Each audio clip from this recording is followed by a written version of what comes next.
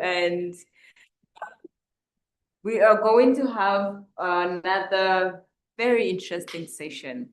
As you can hear from my name, I'm a fun person. I go for interactive stuff. I don't do this.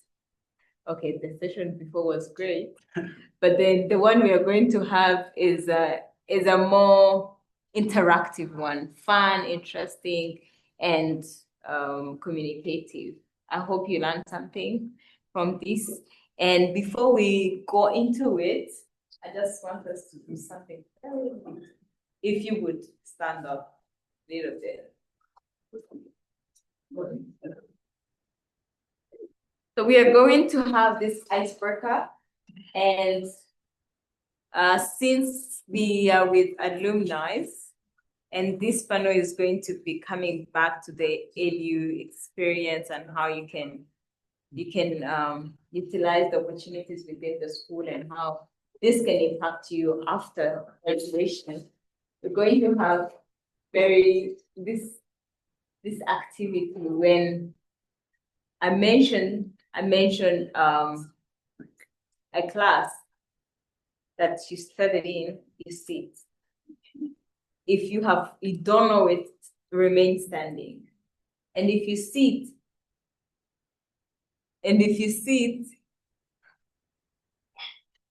and that class does not exist, we will know that you are cheating. Because I know you all don't remember this school. Wow. Yeah? We do it? So that's gonna be a challenge for me. I forget, you know. Those who studied in Mozambique, from Mozambique. Mozambique? Oh, that's easy. Okay. You studied from Mozambique? Okay, Steve. Right there, right? Yeah. Those who studied from UK.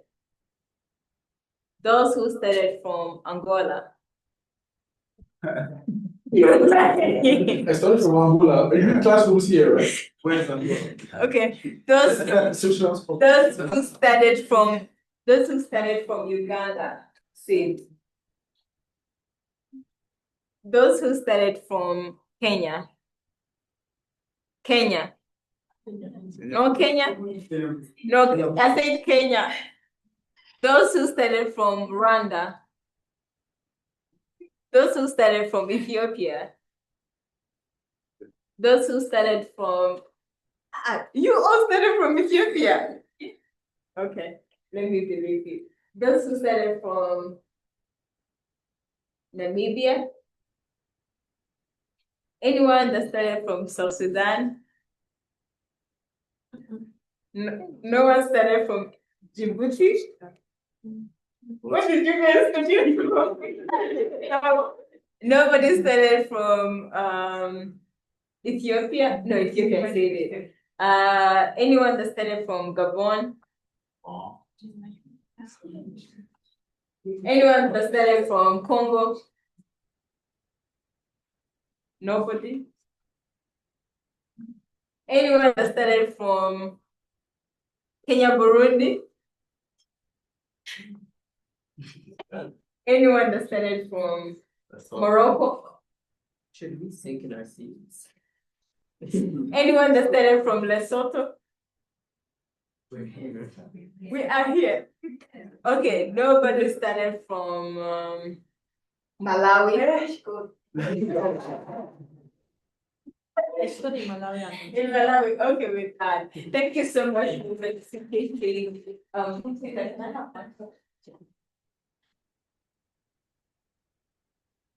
Thank you so much.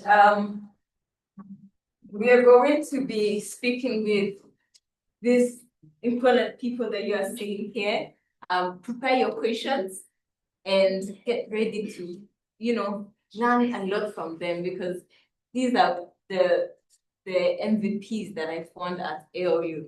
If I would say that they chatted the line for me to pass in, I was telling him how when I came here, he helped me.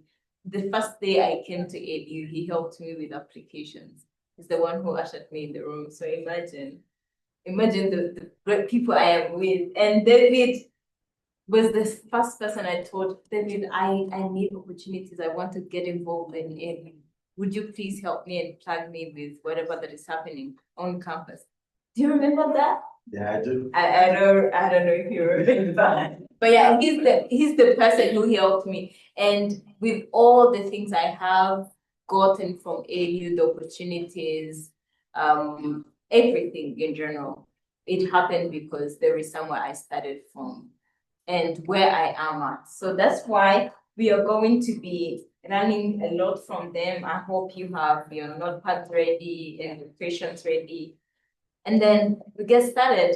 So I kept saying that they are guys, but I want them to introduce themselves with their names and when they graduated from AU and what they loved most about LU and what they are doing right now.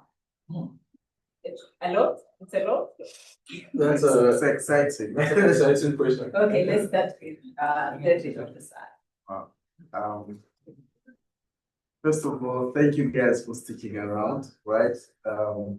Very happy to be back on campus. It's been a while. It's been a while since I was here.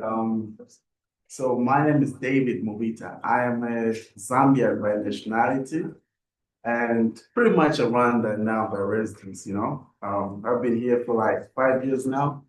I recently graduated, very recent, like last year. So we're pretty much still fresh. I think 2 weeks ago, we celebrated our 1 year anniversary. We graduated on the 7th of June last year. Yeah. I'm just curious before I really go into all this, like, which year are we all in here? Are we like first years, second years? It's mixed? Mixed. Okay, yeah, great. So you all have like an interesting journey ahead, right? Yeah, so I do a lot of stuff. Yeah, I'm a very not, vested person. I hate to box myself in one single space. So, but professionally, I studied international business and trade here. Pretty much sure that it's back, right? Yes, so I do PR and branding consultants. Do a lot of communications, I do a lot of marketing. I help businesses to position themselves into the right markets, and I help them also to make sales, to make money through marketing. Yes, I'm currently working with about 3 clients. Yeah, I work as their branding consultant, I work as their media manager, I work as their digital marketing consultant. So I really, jungle a lot of stuff. And I'm also invested into sports.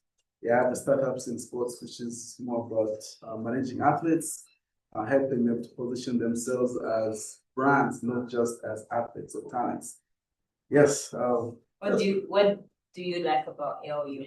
What do I like about LU? For me, it's really been the community, the diversity that this institution has brought is very unique. I think it's one of a kind. This was one of the most favorite things ever since I joined, because I never grew up in a space where there were like so many people from different countries in one single room. And when I came here, that was like, a dream come true. It feels like I traveled all across the continent within a short period of time. Yeah, for sure. What about you? When you speak some language, perhaps should I continue? So I'm called Arno Che, Cameroonian by nationality. How long? I've been here, feels like 10 years ago, but I've been here for 6 years. That's in and out of Rwanda for 6 years. What did I study? I studied global challenges, but then during our time, we had this thing where, and it looks so much similar to what you guys do now, where you have courses from different departments intertwining, mixing with one another.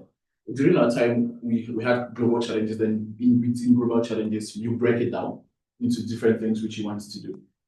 So I did conservation and technology, so some sort of conservation was water conservation with regards to health. So that was healthcare technology, that's how it was teamed on the global challenges. Right now, what I do is I work with, so similar to what David said, but then I work for an organization, it's called Entrepreneurial Solutions Partners. as a senior value creations analyst. And what we do is we get into different countries, organize programs for entrepreneurs in these countries, and then get to fund these entrepreneurs to bring up their ventures to light. So there's something we like to see. What I like to see is Africa has a lot of businessmen, but not a lot of businesses. And the reason is you would find someone selling mandazis, for example, here. Opposite the person selling mandazis, there's another person who sells mandazis. So there's no value that they're bringing into the community because we do the same thing. A bakery would look like a bakery. A bakery at Kimironko would look like a bakery at Primera. So the same businesses, but nothing different. So what we seek to do is to be able to bring about that aspect that makes it stand out in different spheres. Which markets should you be getting into? And then we then connect you to the partners we have within those markets to be able to make you grow. So two things: scalability, which is how do you optimize your operations while starting up as an entrepreneur. Be the one-person business, there's an ability for you to grow to now a bigger company. Here in Rome, so we have offices in 8 different countries in Africa, right? But the main office is in Abidjan, Cote d'Ivoire, and then the subsidiary office is in Kigali. But then we work with 45 different countries. So I'm here and there, different areas most of the times. Well, how did I?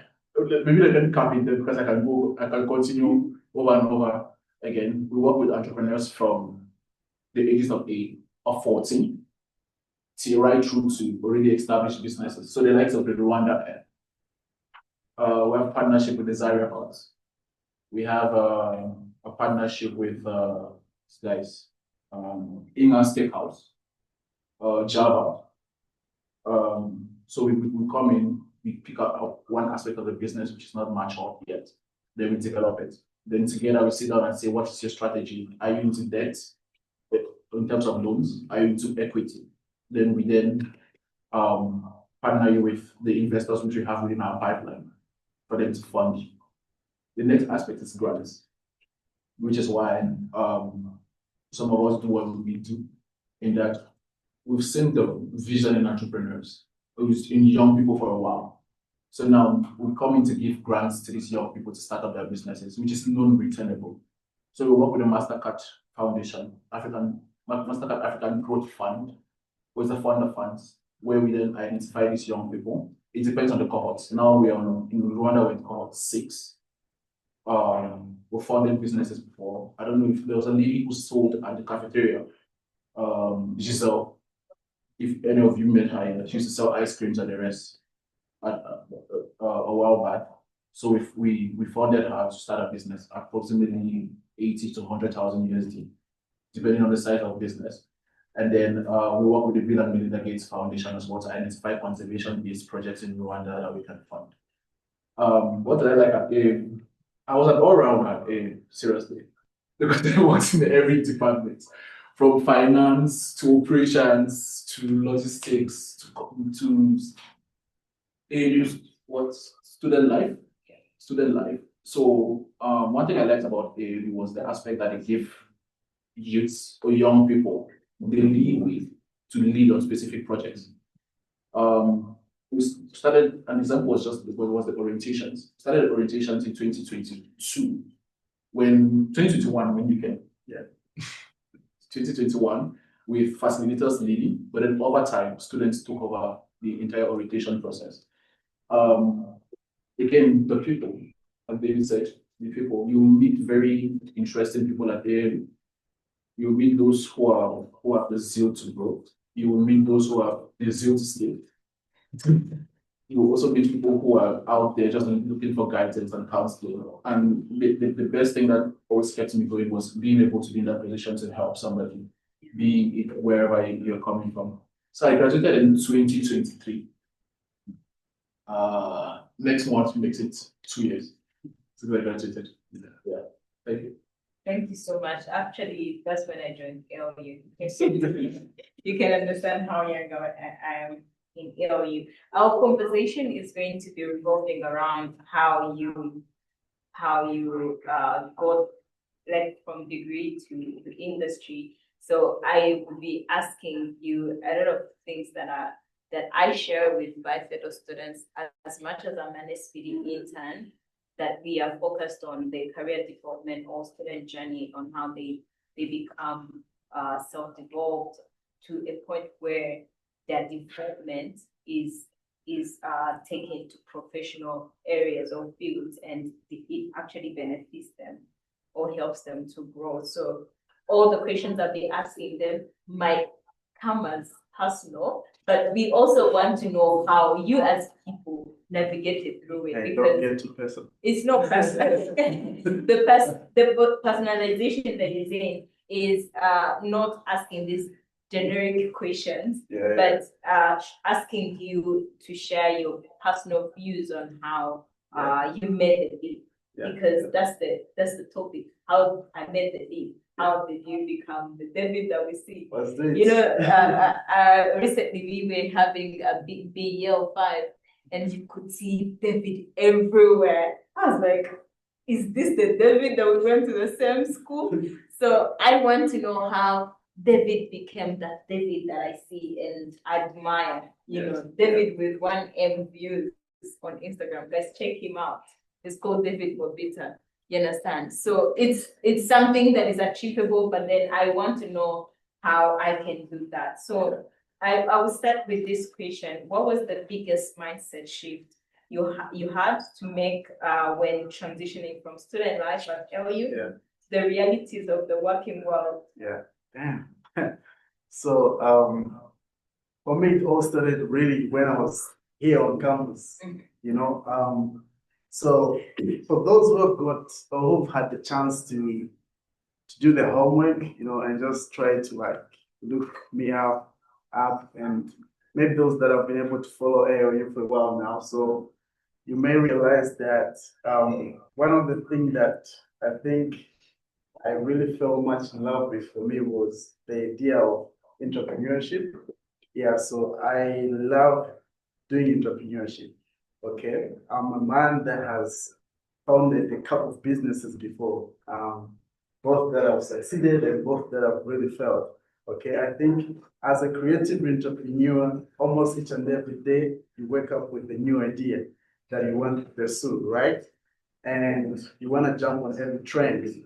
But again, I think I started really being a bit more realistic, you know, especially when we were about to graduate from university. So I started to think about what really the real world looks like, other than just, you know, being a student here who is a MasterCard scholar, you know, who is always maybe getting paid for them to be here on campus. But I started thinking about what life would look like when I graduate, when I leave these doors, right? So the biggest mindset shift for me was when I realized that actually life is different when you are out there, because first of all, when you're still a student, of course, you have a little bit of like an advantage because you're still a student. You're an AOU student, not just a student, right? But you have these letters attached to your name, AOU. So that already is like a win. So I realized that life is different out there.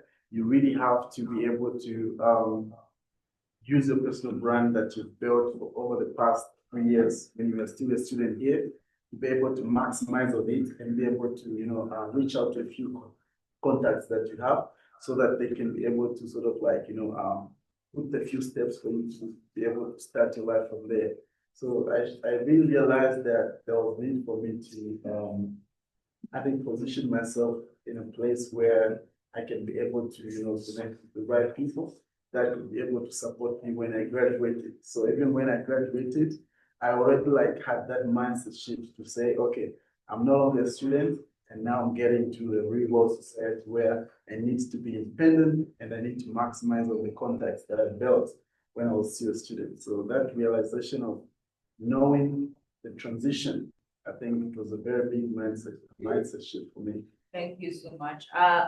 Getting the takeaway from what you said, how can a current student right now have that mindset shift so that they don't get to change their mind later on, or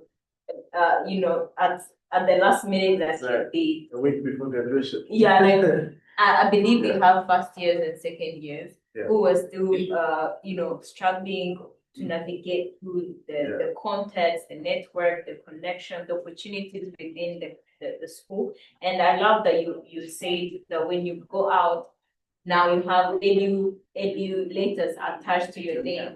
Like there is a certain expectation Yeah. from you. So how can you position yourself to be ready to like have that mindset shift?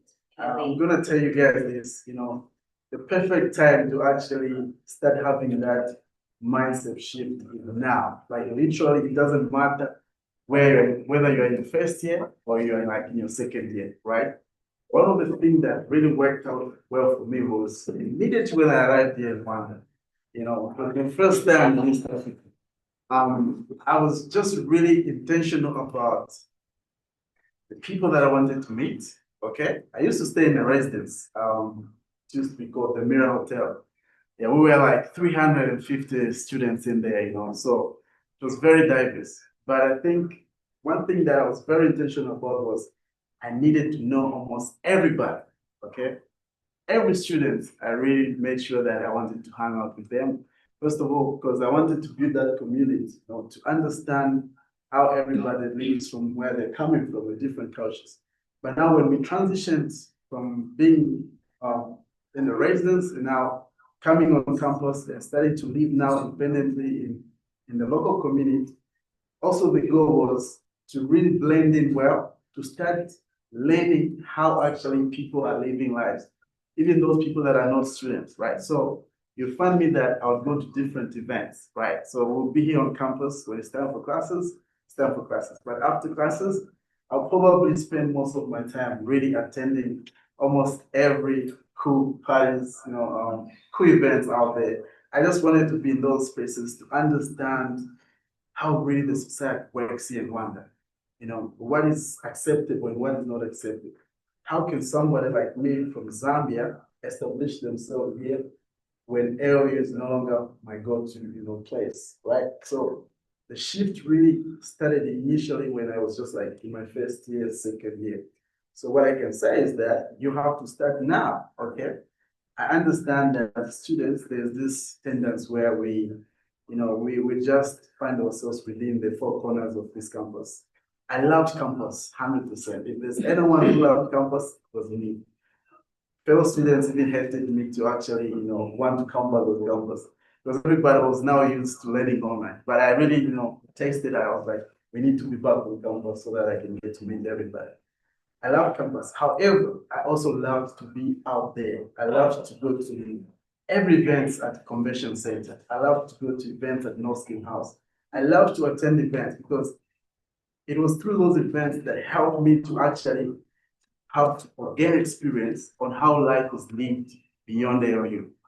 So I'll say you have to start now, go out there, attend almost every event. One thing about Rwanda is that they're gonna give you events, right? So you just have to be intentional about going out there, meet people, connect with people. You mentioned something about the recent ended BAL. So it was an exciting project that I worked on, passionate BAL. And just like the person I have been, there was no way the BAL was gonna be one day that was not gonna be attending that, So I had to be there. But this time around with a different agenda, with an agenda to be a part of something, to offer value, right? That's why I had to run that campaign about passionate BL. So it's all about starting now, be out there, put yourself out there, build your brand, build your skills, and be able to just really blend in well because one day is open for sure. Yes. That's a good one. Snaps to that. Now going to Arno, drawing from David's story, I want to know how you landed the first opportunity after your graduation. Maybe you might, okay, not LU1, but a certain opportunity outside LU because he talked about how it's important for you to put yourself out there so that you can now realize the life outside the four corners of the ABU. Now, I want to know how you landed the first opportunity. It can be a full-time job, and what helped you, the key factors that helped you to land that job.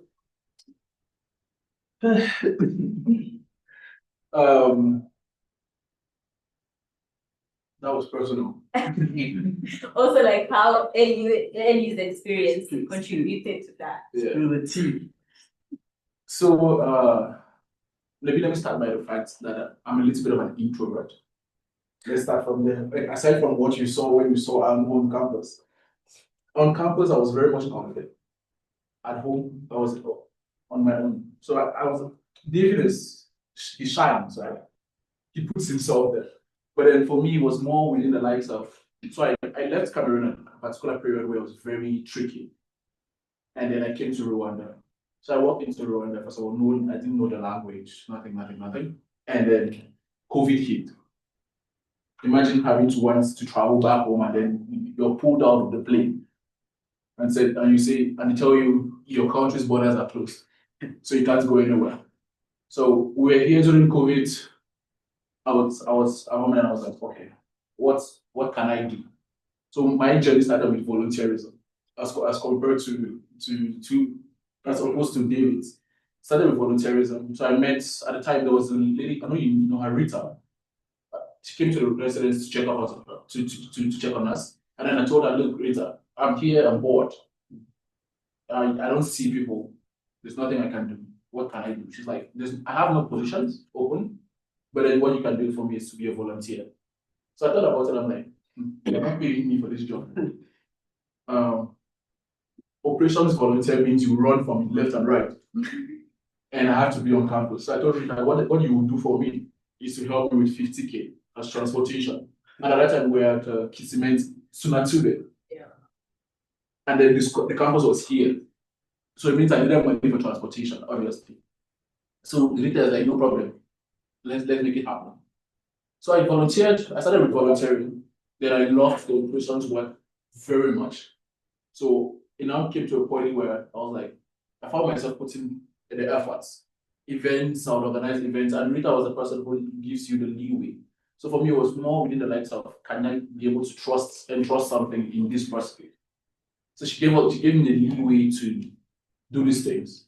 And I'll organize events without asking anybody, and then just bring about a budget. So I'll take up the initiative, right? Which means there was an aspect of innovation. I'll take up the initiative, launch events for Valentine's balls or on Valentine's week. And the reception would have, because I used to be at the reception for those who were here like way back, you know, I would be at the reception. At the reception of Valentine's week, it was a period of love. So I was like, what can we do? We bought cards, bought sweets, everybody who walks to the reception. So like making events lively, because for me, I knew AAD was boring. Let me be honest. AAD was boring, and I know you can still feel it.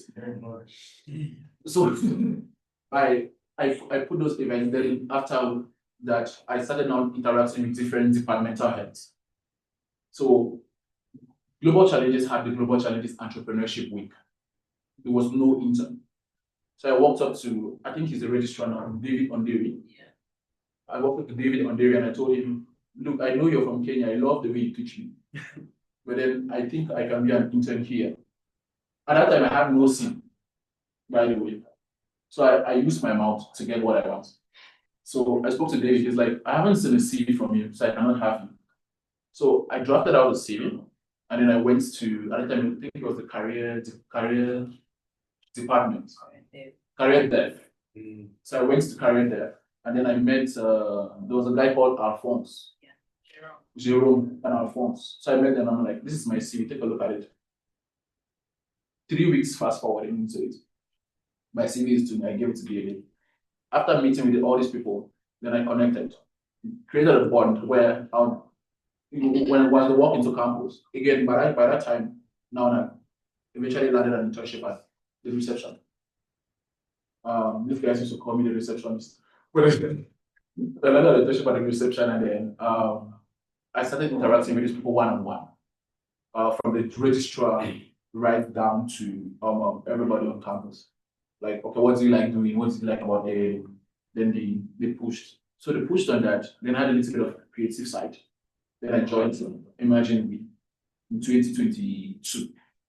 So Imagine We is a publishing house. So they've worked with artists like what's her name? Antoine Rute, that name, the pastor. So I joined them now more within the likes of writing because I love writing, and I worked like that. They worked with other organizations in different aspects. Then I eventually fell in love with entrepreneurship. Now, it all hit me during my capstone, where we have very interesting but very innovative, very ambiguous ideas. I was like, I wanted to create this platform where there's what they convert atmospheric humidity into portable drinking water for people in Rwanda and Cameroon. Then I met a representative, she's dead now, from the Mastercard Foundation. And then she told me, why don't you work with entrepreneurs to see how it goes? So, sent in 6 months later, no response. Graduation is fast approaching. I was like, this is where I go back to Cameroon. So I was like, in my mind, I'm like, no, I cannot go back to Cameroon. Met Melody. Melody brought me in, taught me how to interact with people and the rest. Then I put myself out now, similar to David. Put myself out like, I can consult your business. At that time, I was like, I don't know how I do it, but then I know that if there was a way, if there's a will, there is a way. So I said I can consult. Started on very small businesses, mostly people who were selling in neighborhoods. Like, look at it, you're selling your mandazis in envelopes. Let's brand it. Let's do that. Let's do this.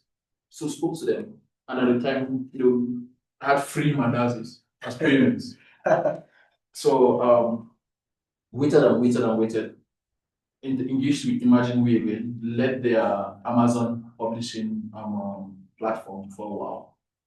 Then, in 2 months to graduation, the Mastercard Foundation reaches out to me. Like, I know, well, I've heard of you. I was like, okay, where did you hear of me? Because you guys are fantastic guys. So they're like, I've heard of you. There's an organization called ESP who has partnered with AAU and wants to work with entrepreneurs. They're looking for ambassadors. That was the initial title. Are you ready? I'm like, I'm ready. Like, I was ready like yesterday because I'm waiting for graduation, obviously. So they told me, but then you must have graduated and had 3 months or 4 months in for them to take you. So I was like, okay, cool. No, I've already graduated. So in my mind, I've lost the job already. So met with them. I met with the CEO who knew Fred Swanika as well. The CEO tells me, well, we have AAU students. And the perception they have about AAU students out there is the fact that they've taken the brilliant minds on the planet and then they put in one room and then they're molding these brilliant minds. But then he told me the best students I've gotten are AAU students. The worst are AAU students. So you fall between both brackets. Yeah. It's for you to tell me where you fall. Yeah. So I told him, I don't know where I fall. Maybe I'm the worst, maybe I'm the best. The only thing is for you to give me a chance, right? I was there, we spoke. Then we did all these examinations. He took me to Rulindo, to Musanze, and so I was interacting with people. Then 2 days to graduation, I got my offer. Wow. Guys, my family was already here. So they had packed my stuff to take back to them. So 2 days later, I get my offer to join as a junior value creations analyst, right? To work with them on projects in Rwanda. So I was like, cool. I get in, it's a very young team. Got in, people were speaking. Again, I did global challenges, not business. So I was techie, but then I wasn't business. So I get in and people start talking about margins, RA, and I'm like, what is this? Yeah. I don't know if I'm in the right place. And at the same time, I had gotten an offer from AAU as well to work in the finance team. So I joined the finance team, and the finance team operates from Mauritius. I'm based in Rwanda. So I look at that and I'm like, time span, where do I fall? Very good team, very interesting team. But then I was like, I need to prioritize one. And what I'm saying is we need for you to be able to get to where you're going, in as much as you're innovative, you need to be able to prioritize certain things based on the skills you have, which you know you have, not the ones you lie to yourself that you have. Right? So I was like, okay, thank you very much. 3 weeks in, I left the finance team. I was like, I cannot do this because obviously we had students who would meet me on the way and even insult. So I left the finance team. But stipends. I haven't gotten my stipend. I paid my school fees 2 months ago. You're telling me I'm not paying my school fees. I was like, okay, this is slowly draining. So what do I need to do that will be able to create an impact for people? So I joined fully ESP. Then fast forward to joining ESP, I've been there for what, a year something. It's been good. We've met people from different backgrounds, met students from different backgrounds. Brought in numerous deals, like the Bill and Melinda Gates deal for the grants. Pitched it out based on my background in organization. Then up till now, we've been able to secure the partnerships with different institutions. So it was shaggy in the words of Nigerians and Cameroonians. Life showed me shaggy. Then I picked my way through shaggy to where I am today. With 3 things involved: people, that's the first thing. Who you meet matters, and how you meet them matters. You can do the slightest things, right? Which is why I'm happy to be back at ALU as well. You can do the slightest things for somebody without expecting anything, and just a recommendation will make you go far. Yeah. The next thing is your resources. How are you? Your ability to learn.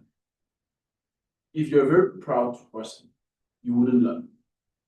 If you can humble yourself, then you can learn. So that aspect of me wanting to learn more from people who were the same age as me, at the same time as people who were lower than me, made me move further. And then the last thing now is actually how you tailor your CV and what are the skills you own. So you cannot go to sing if you're a dancer and your voice is horrible. So how do you grow is what matters. And for me, it was just a tradition of growth. Put yourself in everything without expecting nothing. That's the lesson I'm giving out. Thank you so much. I think I've learned very many lessons from what you said, from your story that you shared. And one of them is putting yourself out, because nobody's going to know that you actually possess some skills until you put them out and so that they can see them. And from your story in the residence, how you were bored, but then you're like, man, I'm bored. At least if I can volunteer, I'm not looking for money to get paid, but at least let me be out, gain skills, meet people, just be there. You understand? It's a very interesting thing that the first years, the second years, I would recommend to do. Yeah. Because the more you are doing what you are doing, the more you gain other skills, or you actually discover the skills you didn't know that you have. I also like the fact that you mentioned there are some skills we think we do have, yet we don't have them. So it's just up to you to discover those ones that you have so that you can develop them. The second thing was how he consulted the career, the SPD. They helped him to smoothen his CV, his resume, and we still do that. Patrick is there. Please book coaching conversations with him, and Helen is there. Please do it, because you never know. You don't want to put there a CV that the employer would look at, then they'd be like, forget about this one. And Jerome is still there. Yeah, and Jerome is still there. Yeah. So please make sure that you utilize these opportunities. ALU is that place where I gained like most of my skills. And when I meet people, they know me and I don't know them. I'm not flexing, but many people know me in LU that I don't know them. So you think I got popular or famous in LU because I stayed home? No, because I came out. Yeah. And I met people and I did things. I actually met the president of Mauritius. I remember this one time we had an event and I was the student lead of the project of that event, the visitation of the president of Mauritius. And the officers, if you are a lead, you know how the security guys from the office of the president can be tough, pushing everyone, you're not supposed to be here. I was the very first person they couldn't stop. I was like, you don't touch me. I am at work, I'm on duty, you understand? Me being a student and I'm hosting the president of Mauritius. I'm working with his secretary. The security guys cannot stop me. Is a great thing, you understand? Me from Chabarara, coming from somewhere I don't know. It's a great thing, you understand? And I wouldn't be there if I wouldn't have put myself out to know those skills, to meet the people, for them to know me, to know what I can do. So put yourself out. It's for your benefit. It's not for any other one. If someone gives you an opportunity to work on a certain task, it's for you. The smallest percentage is for the other people, but it's for you. As you're studying, please maximize on that. As we wrap up, because we don't want to take much time, I just want to ask this question from you. If you were taken back in ALU, right now we are doing BEL, BSc, we are no longer doing global challenges or PhD computer science. What is that one thing, briefly, that you would do different? And that thing can actually have benefit to who you are now. Yeah. Like you are taken back in time. Do something that will benefit you to the person you are now.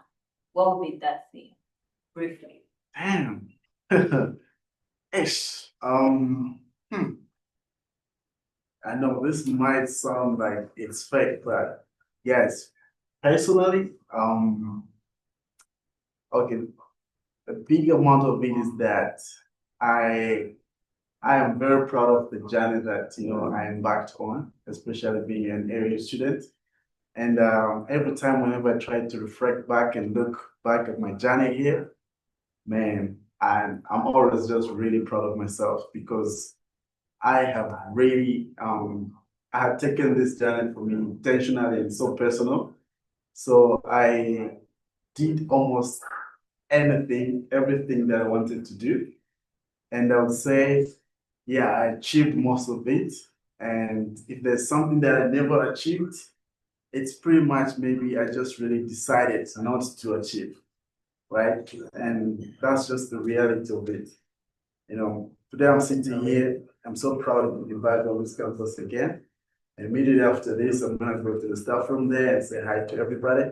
And I'm sure they'll pretty much be happy to see me. So this could give me almost anything that I needed to like suck out of it. To a point that sometimes I don't even really pinpoint like if there's something that I want to change. Is there anything that I would have changed for my own journey? Because come on, what is it that I didn't achieve? Yeah, I've been like him, I've been in different departments, I've worked in different departments, not because I was getting paid, but because I really just wanted to understand and learn how the system works here at ALU, right? So I did a lot of volunteering work. I was among the first bunch of student ambassadors. I don't know if it still exists. It still exists. Yes. I traveled when I was still a student here. I led different initiatives. I went to Silicon Valley. I think I achieved almost everything. And I don't really say there's anything that I can change. I think the only thing that I can change for sure would be I wish we had so much time on campus in person. That would have been, man, a different experience. Yeah, but COVID happened. Yeah. Yeah, I'm so grateful. Yeah. So it's cool for real. What about you, Arno? Um, well, I'll lead in with what David said because I was a hands-on, hands-in person. I did everything. I'm confident in my chest to say I know the way each department functions. Mhm. Yeah. But if there are two things I would say, if I was taken back, the first thing would be start a business, and the second thing would be your network is your net worth, right? So who you know will eventually make you. So first thing on starting a business is around school. I know we have these dreams, well, I don't know call it dreams, aspirations of wanting to continue and do your masters and PhD and the rest. But then you do the masters and the PhD and you finish and you say you want to give an impact. Now, who are you impacting? That's the question you have to have in mind, right? And for me, it was more of around impacting the community I had. And that's something I wouldn't say I would change or start. That's something I would improve on if I had more time on it. In that those around me at some point needs a little bit of hand holding. And I felt that when I was here, which I knew we did well within our batch, especially being this close in classes, we knew each other. Everybody in 2023 knew everybody in 2024 batch. And starting a business would have been taking the first step. What did I want to do around then, or around that time? It was around me launching a sneaker brand for a.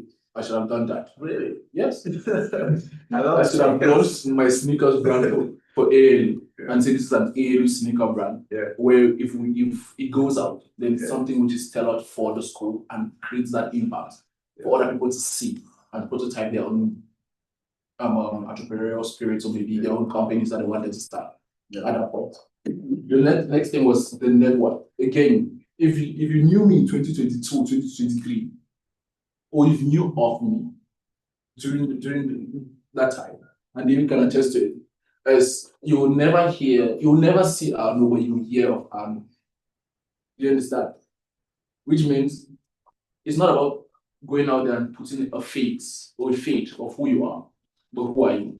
Which I said in your network, and also interacting with each and every one of your SPD and facilitators on campus is something which I should have done more.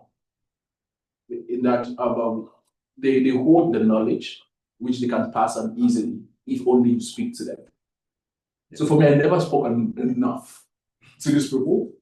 So I got to the point where I regretted a little bit, especially in year 3. I was like, oh my God, I'm graduating soon. When you need those recommendations. I need those recommendations now. But then I never had the recommendations. And I started pulling off my weight when it was like maybe 6 months or 8 months to graduation. I was like, I need to get those recommendations. I need to get to know this people. Because even office hours, I would never attend to office hours, but then I'll submit my assignments. So it was more around how are you able to build that community. Yeah. It's something which I would definitely want to do if I was to go back. I agree. That's something that many people frown upon. They're like, I don't want to speak to anyone. I don't want to engage. I don't want to be part of this. And then when they are into the position where they actually need these people, they suffer. Then they're like, oh, I failed to get this. I failed to speak to this person. This person did not do this for me because they don't know you.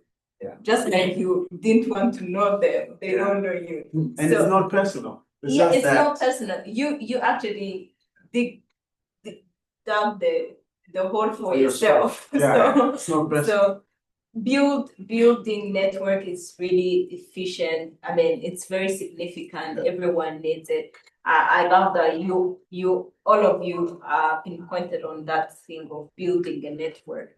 I think when we joined early in 2023, we had a group of six friendlies. We said, oh, we are going to be active on campus. We are going to just be everywhere.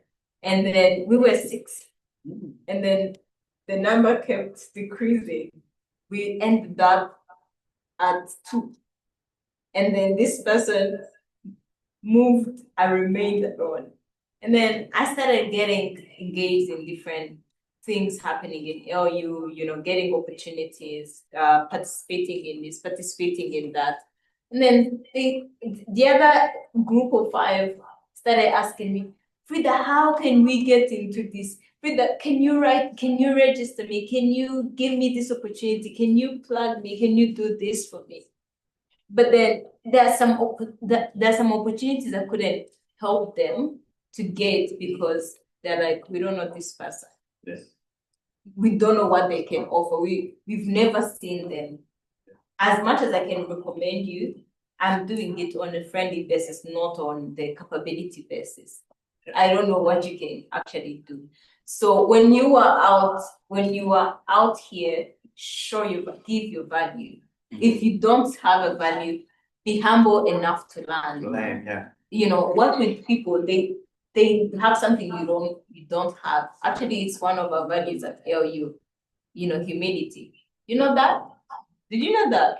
Yeah. Someone has something you don't know. Right now, I know he's into business and consultancy. He has got experience in that area. I don't have anything. So it's important for me to be humble enough to ask him, oh, what is this? How do we do this? The next week when we meet, I'll be having basic knowledge about certain thing that is called business and consulting. So it's important to leverage on your network and putting yourself out there and be everywhere. Guys, do not hate it. Do not hate it to be everywhere. Be everywhere. This is the time to be everywhere. This is the time to do everything, and nobody's going to judge you.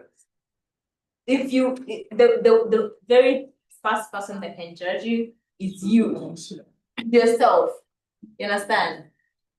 Whatever that you want to do it now. There's many other time. If you don't do it today, tomorrow might not be there. Someone else might be doing it. We are living in a fast world. Things are happening so quickly, more than ever. So work on that. How is the competition this time around at area? How is it like?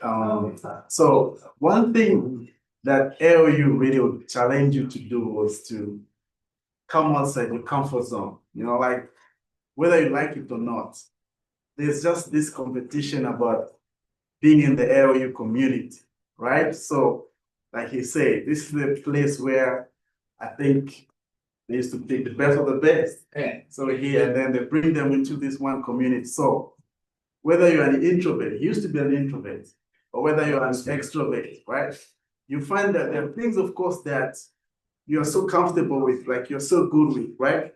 And then there are certain things that you completely have no idea about. But there's just this way on how AOU used to challenge you to just come outside the comfort zone that you're in and make sure that you're able to do almost everything. But what she means when she says be everywhere, that's real. Like you definitely have to make sure that you become maybe someone who has the highest number of contacts of maybe the facilitators. Someone who has maybe attended almost events on campus, because you want to make sure that when an opportunity comes, not just here on campus, but even out there, there's some partners that reach out to AOU. They say, hey, we need students to come maybe, meet the president. Yeah. We need students to come and attend this very high-end meeting or event, right? So if you're not out there, if nobody really has your face in their mind, if you don't click maybe in the first few seconds in their mind, that already is gonna be a disadvantage for you. So be intentional. There's nobody, by the way, who's gonna come and say, I know you're doing too much. That's one thing about Area 2. Like everybody who is doing almost every craziest idea here, Area allows you to do that. Nobody was gonna say, oh, you're doing something crazy. So it's all about doing the craziest thing here. That's why we have the entrepreneurship lab, the Fab Lab. It's to build the craziest ideas. I run some of the craziest business ventures here. I sold kimonos. I was into fashion. I dressed almost all every staff member here, wore my kimonos. I sold popcorn on campus. Everybody ate my popcorn here. It was different. So, and nobody laughed at me. They're like, "Hey, David, you're a guy. You're selling kimonos. Why are you into fashion?" There was a time where I had to take measurement of Fred. Fred knows me, my kimonos, by the way. I took measurements of him, created something for him. Some staff members, they ate popcorn. Every time I would supply popcorns in the rooms and stuff like that, right? So do the craziest thing you can ever do. Just don't hold yourself back. Challenge yourself not to be a part of the society norms. Just do something that you're gonna benefit. That's If I can add to that, is the fact that if someone tells you you're doing a lot or too much, it means the person is not doing enough. Exactly. Do you understand? Yeah. In that, if David was selling his popcorns, and then I walk up to David, I'm like, "Why are you selling popcorns on campus?" It means I myself, I haven't thought to bring in something which would complement David's popcorns. Which means the only person who should hold you back should be you. Yourself. No other person should tell you, you're doing this and it's too much. I'm seeing you at live at ALU. Yeah. I'm seeing you at orientation. I'm seeing you there. I did it Yes. everywhere. I have t-shirts of every event that you can think of that happens on campus as a volunteer, or either as an intern. And it was because I didn't stop myself, because I knew there was something lacking which needed to be filled. So put yourself there. Even if it's to fetch water, humble yourself that much to pick up that bottle and give that person. But once you do that, again, guys, there are things we haven't said, but then there are certain things that happen to you after, and you ask, when did this happen? And it's because of what you did back in school, or maybe somebody you met somewhere, or certain ideas you had tried bringing out there, which held up, like the what do you call it? Aliens Got Talent. At some point, we had Aliens Got Talent. Now we have no Aliens Got Talent anymore, and it's because we're trying to put those things there, and you can bring that to and you can bring it back to that. Those are things that you need to look at. Just be that person who's pushful, but not proud. Yeah, thank you so much. I think you guys should be paying for this because this is a free consultancy. I remember when David was selling popcorns, kimonos, he was also a student ambassador. And he was still a student in doing his capstone. So you can understand whatever that he was doing. Anyways, before we wrap up, let's have a few questions, if there are any, so that they can answer them quickly. And then we wrap up with the first sessions of the morning. And let me see hands of the people who have questions so that we can know how to arrange them. 3. No any other person? If you don't have a question, that means you've understood it. Okay, so 5. Make your questions so briefly. You will answer them later on so that we can maximize on time. You say your question, you stand up, you say your question and who you address it. Quickly. Let's start with you. And you, and then you, and then the 3 people. All right, hi everyone. So my question goes to David. You had me fooled wearing Neopro, but I realized now I've seen your fashion video on Instagram. So yeah, my question goes Hey, to... did you follow me? I did. Hey, we better get those numbers out. So yeah, I personally also do social media, and it's something I'm trying to, grow and, brand myself up there, because, that's where the world's headed. That's where we grow ourselves. So question goes to you. How does your social media presence, how do you keep your audience engaged, right? While still meeting the business or the brand that you're trying to do? And how do you assess your ideas to best meet what impact you want to make? And also, question 3, inspired by you, how do you get into these ALU activities? It's kind of, it's very much out there, but it's low-key sophisticated a bit.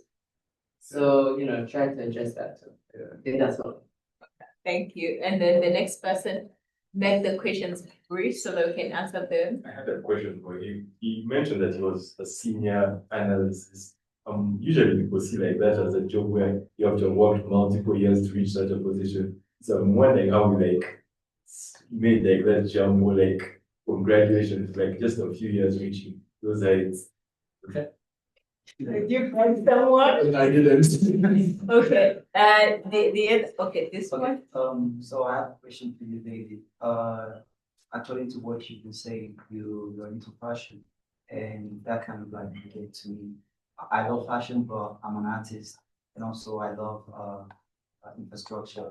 I go into real estate management and all. So I'm trying to ask, doing a lot of things because I had this popcorn, Yeah. you did fashion, got to a point that you had to go take a measurement of per state, right? Yeah. So for me, I do a lot of stuff, and I've had both of you saying try to be there in different Yeah. events. You know, for me, I volunteer to go perform at different events in school here. Like sometimes when the new colleagues are coming in for their first intake, I tell my colleagues, or I tell Odin, there's no problem. You can book me up because Odin hits me up sometimes and say, how can I be free? I said, no problem, because that's the only time I believe I will have to put myself out there for everybody to know that, yo, I'll be doing this kind of thing. Yeah.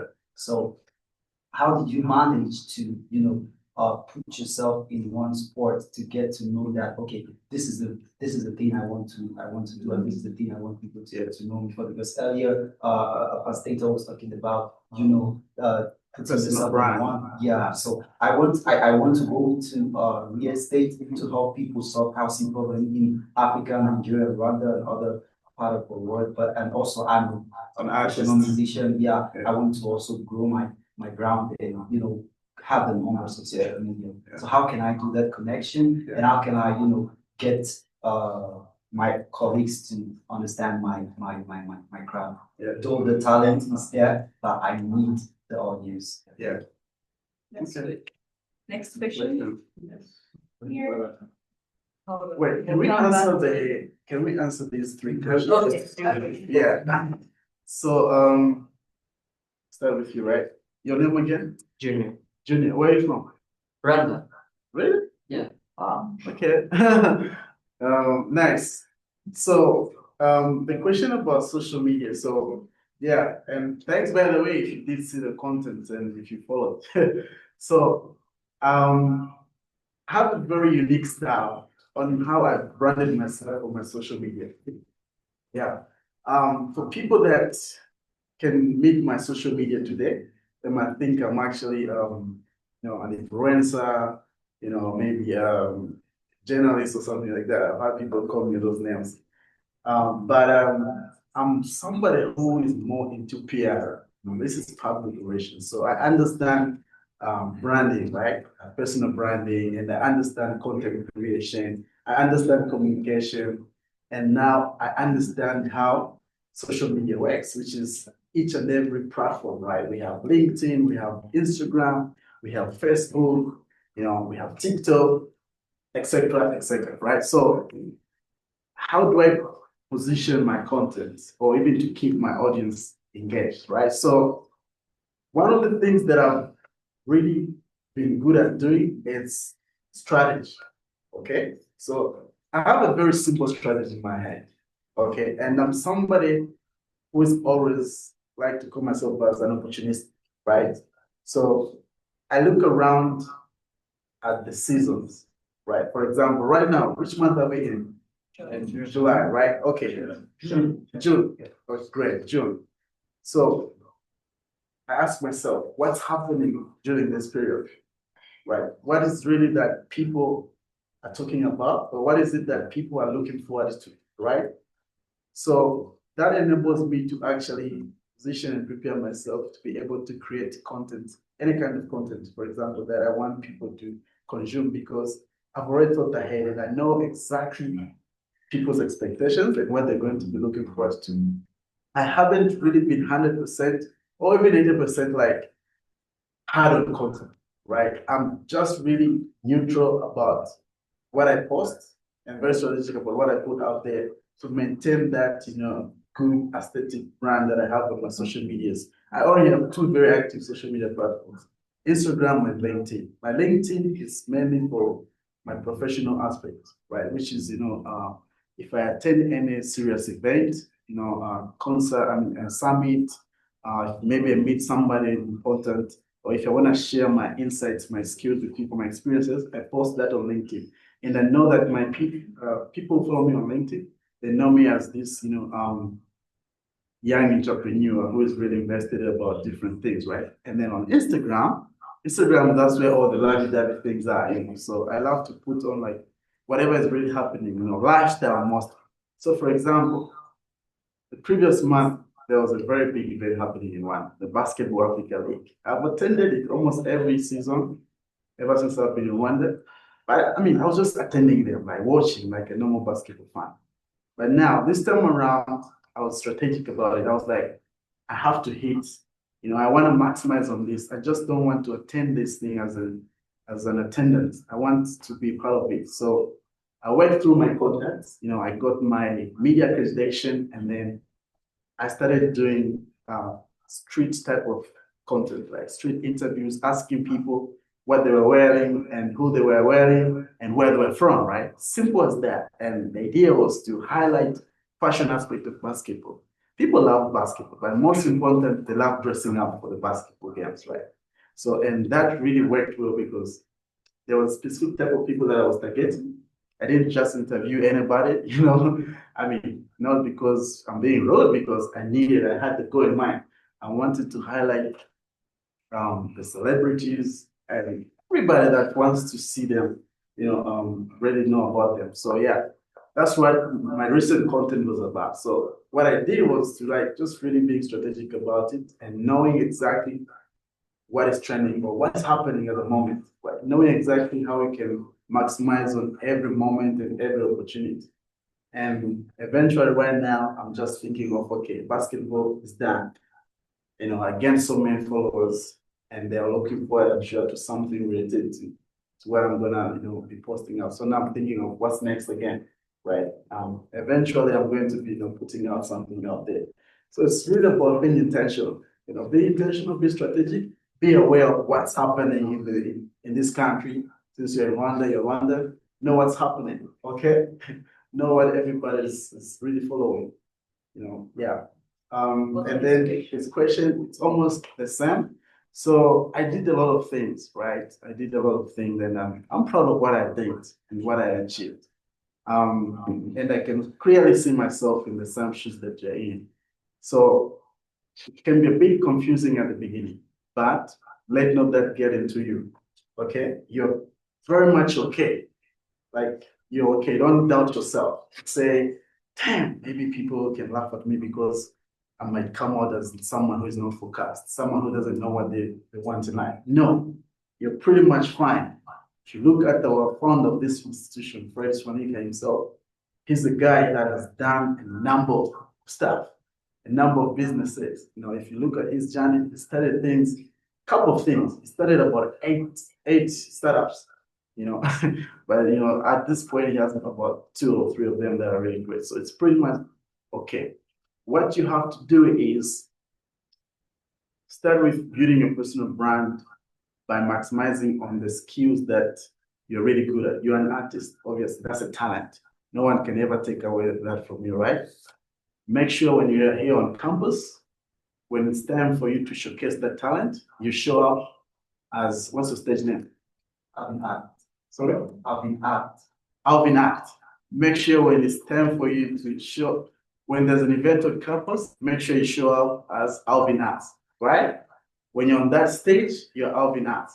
When you're in this room like this, the facilitator is in front of you, you're an architecture. You're learning business skills that can help you to succeed in the architecture world, okay? And if you want to now get into real estate, learn skills maybe and start content creation, you have to see how you can still use the same personal brand, right? So it's just a matter of differentiating the thing. You're gonna build a community that know you for being this experienced real estate guy, experienced architecture who comes up with different designs, cool stuff, right? And also when it's time for music, there's a fan base also that know you for your music. Same as different artists, for example, Rihanna, okay, Beyonce. They're artists when they're on stage, when they're on tour. But on the other side, they have what? Who has 20 people? 20 people for one. Exactly, you get it, right? So it's pretty much okay. You can have several things. You just know just have to learn how to package yourself and don't feel shy about it. But when it's time for music, it's time for music. And make sure you pitch that content for music when it's time for music. Don't mix them. Today you're on stage. Of course, your followers are expecting you to post your performance. Don't get off stage and post about real estate. You're now confusing us, okay? We're expecting you to post about music when you came out of stage. Okay, yeah, just be strategic about it. That's great. Thank you very much. Sure.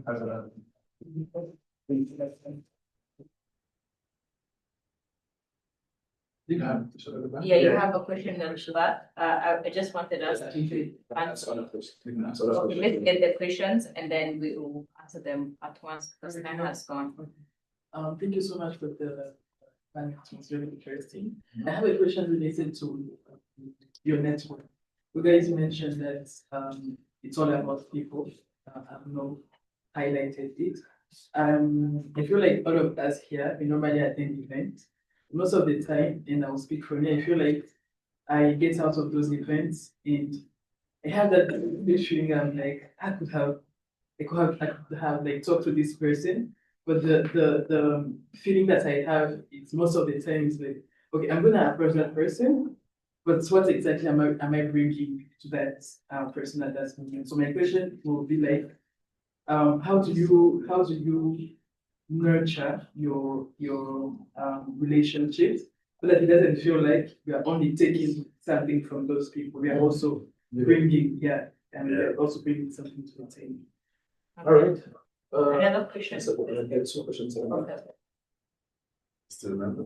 Okay. I remember the first one. I remember this one. Okay. Okay. Okay, so my name is Ila, I'm doing BSc.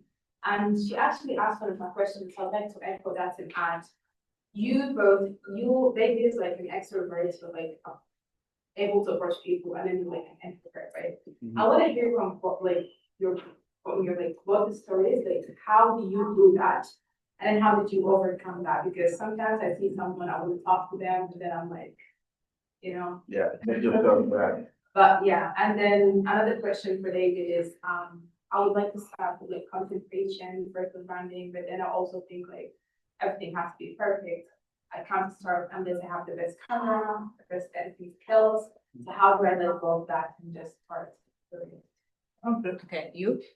My question was about the balance between the student life and just connecting and networking. Sometimes it could be like a little bit overwhelming. You want to be everywhere at the same time. Yeah. But you also got like, you've got assignments you have to commit to. Deadlines. It can be November yeah,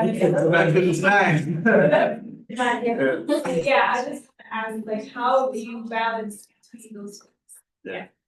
Can we answer first? I feel like the questions are becoming. Yeah, you can ask them. Oh, so I'll answer. What's your name? Okay, before you answer, no one is allowed to go out because I'm doing this so that we don't go over time.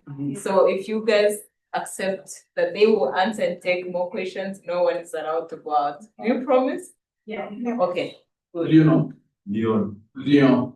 Okay, I'll answer Leon. I'll answer Esther and Ella. Yeah. Ila. Okay.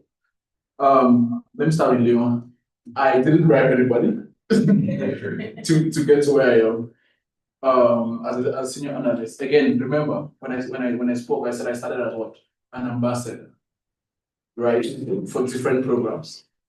And I grew into the next position I came was a junior analyst, junior value creations analyst.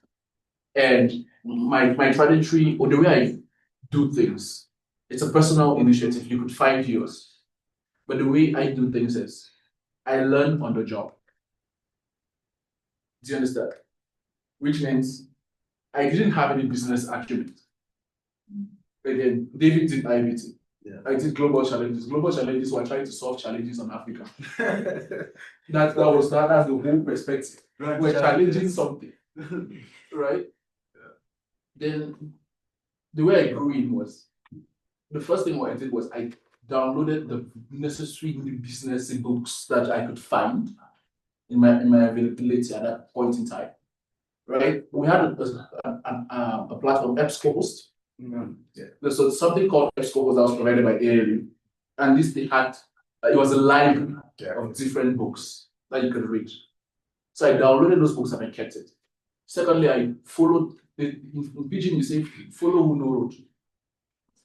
So I followed, sorry, I'll translate to English. So work with those who are more advanced in knowledge than you are, than those who are less advanced if you want to get to a particular level. Let me explain. If you have friends, all of your friends are 22 years, you think like a 22-year-old. Yeah. Sure. If you have a blend of friends, some of them who are 25, 27, 29, you find yourself, you start thinking in a particular light. And that was what I did. I followed those who are advanced in career. And I learned quickly, rapidly, because then so a task will be given, I would ask their approach versus my approach, blend both. And we had project management as well in school. It was called, it was projects, right? Yeah. We did projects. So we could manage these things before leaving AAM. So when I left in the career, I did those 3 things. I learned on the job. I followed those who were more advanced with MBAs and the rest. And at the same time, I used my skills back from school, which is from AAM. So I grew quickly from a junior analyst to an analyst to a senior analyst. So it's hard work. That's the key. That's what I'm telling you. Esther, you remind me of your question again?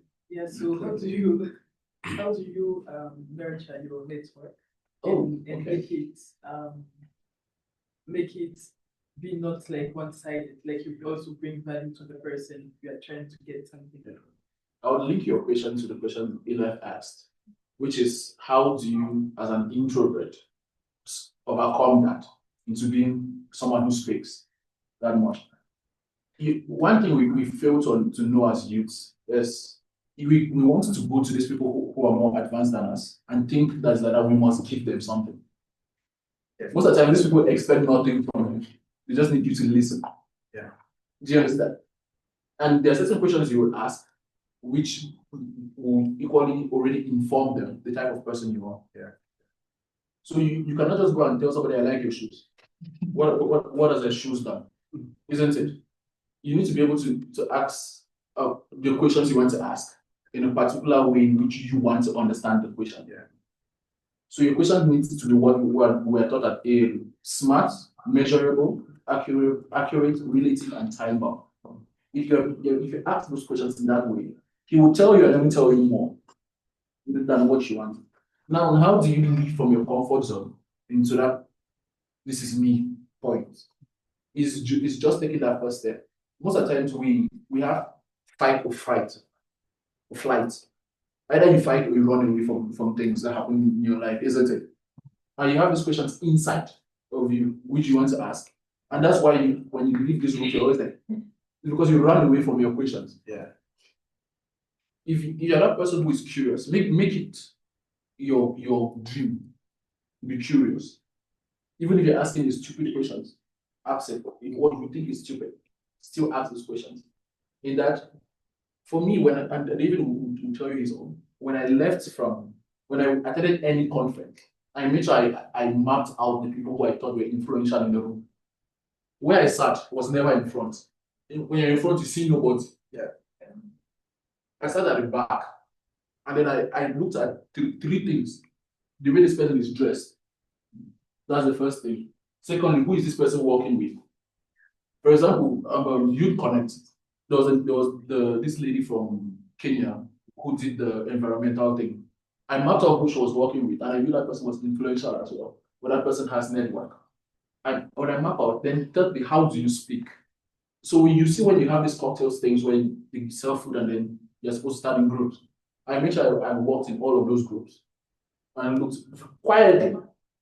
And from there, I'm like, okay, this person has a network, this person has a network, this person knows this person who knows this person. Then I walk up, then I ask my question. What was that? in the first go, and to your point, Ila, you will be scared because you're like, I've never spoken, I don't know what to ask. When they just open your mouth, it flows. Yeah. Sure. Just open up and talk. Yeah. That's the excuse me. Hi. For you, I just want to add to what David said. For you, it's the value you bring that matters in what you're trying to do. Most people build houses. Most people are musicians. Can you blend it both? Yeah. Can you blend it? Not personality, not who they see, but then in the house. Well, I've seen houses with smart technology. Yeah. Why can't I have a backup that sings? Yeah. Think about it. If I have a backup that sings a song by Alvin Art, Yeah. then I know Alvin Art is a musician. He is also an entrepreneur, and he has houses that does both. Yeah. That's innovation. That's what you're bringing. Yeah. Simple. Cool stuff. And we've gone over time. We've taken more than an hour. So I want to make sure that you get the opportunity to get your questions answered. So they're going to give us a few minutes so that you guys can mingle and ask your questions. And then we'll give it up to Helen so that she can speak to us. She has an announcement. And then we can wrap up the morning session, and then you guys can meet the panelists. Is that okay? That's okay. Thank you. Those two questions, please. Yeah. I think we have They have a few minutes, you can speak with them. And thank you so much for your questions and staying. Question. Somebody else. I'm coming fresh, right? Okay. For points on events. So let's take that to my announcement. These careers events are for me. I'm Helen, the SPD lead, Student Professional Development Lead in Reading Mountain. Come to me and tell me, Helen, I want this type of event, and we'll see how to make it happen. Yeah. And then the last thing is, my manager is right there.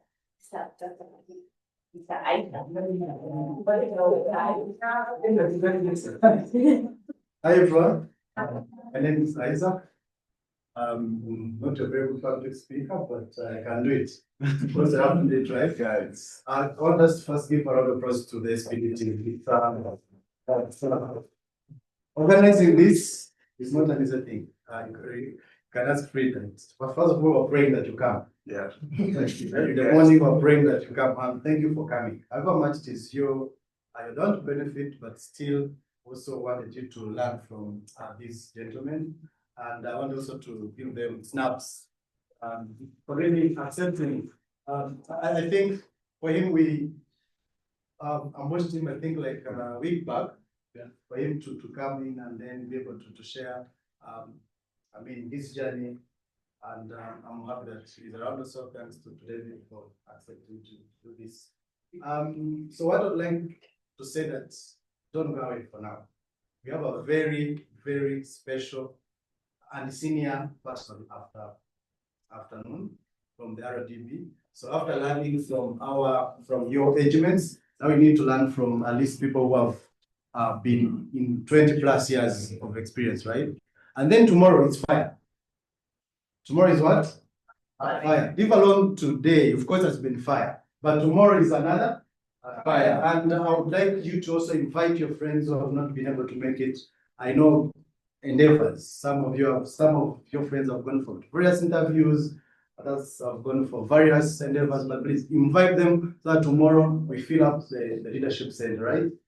Maybe I would end by saying that there's that saying that an opportunity comes once, right? So when you get the opportunity, you get it ownership. However much they're giving you, please try to make sure that you work the best of your ability. It normally comes once. It's always you to convince the people that first opportunity that you particularly get. Are we together? Yeah. So, first of all, again, nothing is, by the way, you should be happy. And I would like to say congratulations. You're graduating on Friday. If it doesn't rain, are you graduating? You're not graduating? We don't have graduating. In which classes are you? Year 2, year 3? Yeah, one and there are two. How many of us are going to graduate on Friday? Huh? How many of us are graduating on Friday? So the graduate class is coming tomorrow or tomorrow? But still, you graduate someday on Friday. Something, same content. Otherwise, thank you so much, and I'd like to see you tomorrow again with another group of your friends. Yeah. Thank you so much. So, I can will do the closing remarks, but I want to thank you so much. Okay, and please call me, tell me that you. Okay. Thanks. For closing remarks, I don't know if I'm the good person. I really hardly can, say enough. But I'll say that. Thank you. Will that be enough? Thank you. Thank you, students, for making time. We really appreciate this. I have some jobs here for you. Yeah. Those of us who are website migration engineer, they are looking for someone right now. Do we have anybody like that? Okay. That's first job. Second job, database migration engineer. Yes. We'll be putting them on our SPD hub, so go there, but I'm just reading them out. So we have website developer. Yeah. Okay, all right. A network engineer or firewall specialist. Yeah, the engineer stuff. Now we have AI help desk implementation specialist. That's more like training. Yeah, they are looking for people like that. WordPress developer, digital marketing developer, and then database developer. So we'll be putting all this on our hub, the SPD hub, so you probably go there. Now the announcement I have will be for you to come here at 2:30 for yet another important session. We are going to have a guest speaker that will be addressing very important session. I won't mention about it. Please check the invite. You will see the details of it. This session wouldn't have been possible without our support team. So I have Frida herself here. Let's put it together for her. That's for me. I have Peter is also one of our support team. I have Emanuela. Manuela is taking care of the administration, and then I have George. Yes. So thank you, team, for helping to make this a wonderful one. I believe you will make time for the afternoon one.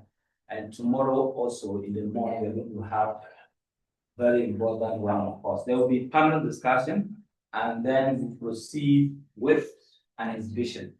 So we will have about 10 to 15 employers coming here. Some of them may employ. Yeah, so please make a date with us tomorrow. I want to also thank my director here, because he's doing a lot for us. So thank you. Thank you, everybody.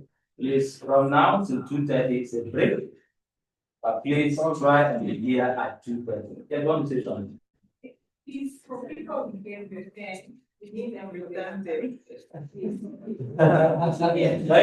man. We are meeting here. Before you leave, tomorrow we are going to be at the leadership center, not here again, because we are going to be exhibiting and you will talk to the employees. So, but this afternoon, please come here. Thank you. See you in the afternoon. See you.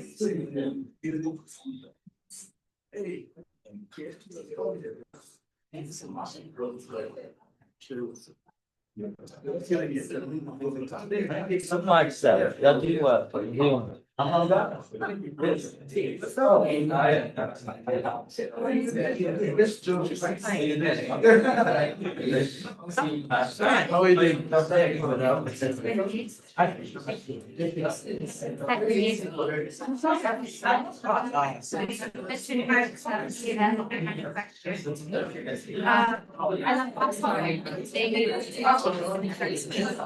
So one accident I began why not start driving on after sports and international executive.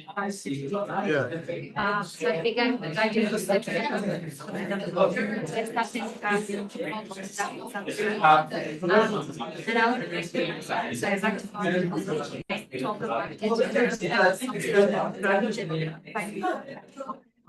so we give this message to